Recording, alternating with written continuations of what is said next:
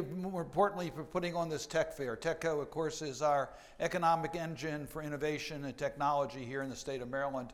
And we thank you for what all you do. John, thanks for joining us today. We appreciate everything the SBA is doing, and I'll talk a little bit about that. Well, I'm feeling better today. It's a good football weekend. We were a little nervous getting into it. I wasn't worried about the Terps.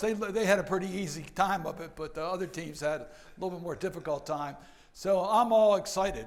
Now, look, small businesses are the growth engine of our economy. We're going through a very tough time right now because of global conditions. We just are still in the pandemic, and we know what impact that had on our economy generally, but on small businesses.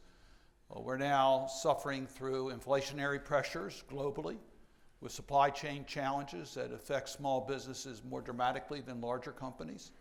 We have workforce issues with the supply of workers.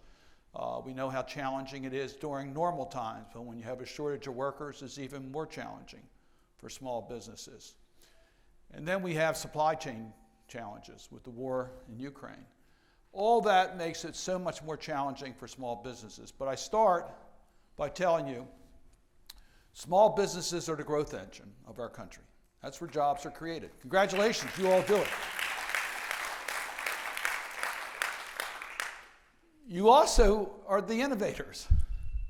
You figure out ways to deal with current problems. And we need you. It's very interesting. We're having a little challenge right now getting this BIR, STTR programs reauthorized. We'll get it before the end of the month.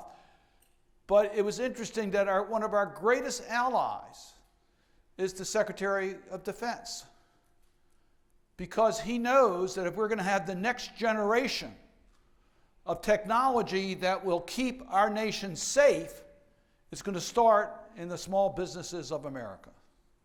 So we need to make sure that we have a healthy fiber for healthy infrastructure for small businesses here in this country. And we also know that small businesses are not as able to deal with economic downturns. That you don't have the deep pockets. You don't have the cash available. You don't have the personnel that can deal with all these challenges that develop.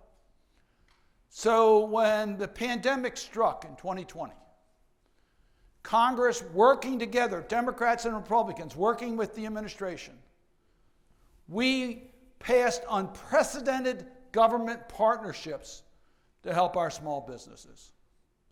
The Paycheck Protection Program, the EIDL Loan and Grant Program, the Restaurant Revitalization Fund, the Shuttered Venue Funds, and the list goes on and on and on. And it was the right thing to do.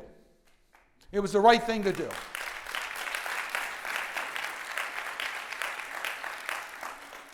It kept small businesses alive and our economy alive. And we didn't go through the big downturn everybody thought we would, because Congress acted in a responsible way to deal with it. But we also learned from that experience that the underserved, underbanked small business community needed special attention. We recognized that just providing help to small businesses, if we used the traditional methods, many small businesses would be left behind. So we did things to correct some of the earlier bills, some of the earlier tools that we developed.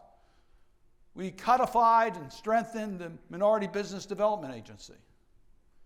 We provided funds for CDFIs because we knew that mission lenders would be more likely to lend money to small businesses that have a hard time with banking relations. And we put special attention on dealing with the EIDL programs, the loan and grant programs, because we knew that the smaller small businesses, those that are more located in disadvantaged communities, are more likely to use the EIDL programs. And we were successful. The later rounds of grants and loans were much more balanced than the original ones. We learned from that experience. Now we got to build on that. We learned something else during the pandemic. that small businesses figured out a way to deal with the changing consumer marketplace. You recognized that you couldn't depend upon foot traffic. You had to use the social media and the internet. So whether your business was retail or restaurants, or whether you were providing health services or other professional services, you recognized that you had to figure out a way to connect with consumers who were not interested in physically coming to your location. And you learned that. You figured that out. And this is why this tech fair is so important. And that's why I thank TEDCO for doing this today. Because this is the economy that we're in today, and is certainly the economy of the future. How do you use social media? What's all this cloud stuff? I know it's cloudy outside today, but figure out how do you utilize all this? That's what you're going to learn here today at TEDCO, at this fair. And that's why I'm so excited that so many people are in this room and so many of the tech companies are participating with us today. Take advantage of it. We're not finished. I want to thank Administrator Guzman. She is focused on helping you with tech and helping you with cybersecurity. I want to thank my staff at the Small Business Committee in the United States Senate, Sean Moore and company that are here. We are focused on how we can help small businesses grow. So we know they deserve a round of applause. You know, I get the attention, they do all the work that's out there. But we have an agenda to move forward. We recognize that capital is still a major challenge for a lot of small businesses. We're looking at how we can improve programs such as the Community Advantage 7(a) program, how we can do direct lending through SBA for those small businesses that can't access traditional capital. We're looking at emerging markets and how we can do a better job. We know that when you deal with risk capital, it is very difficult for young companies to be able to get that type of capital. We're looking at different ways to handle that. We're looking at ways that we can develop incubators and accelerator programs and partnerships with HBCUs and minority serving institutions, because we want to tap the entire creativity of America. We need you.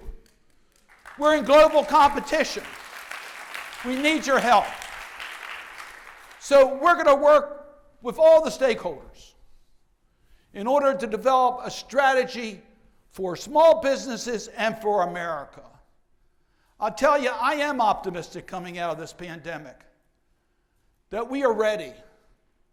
We are ready to meet the global competition. We have the most creative workforce. We have the most creative people. We just have to unleash it. So I am proud to be the chair of the Small Business Committee. I am proud to work with the stakeholders, including TEDCO. And I am so pleased to see so many creative people that are in this room today. And I look forward to what you'll be able to do to help your families and help our countries. Thank you all very much.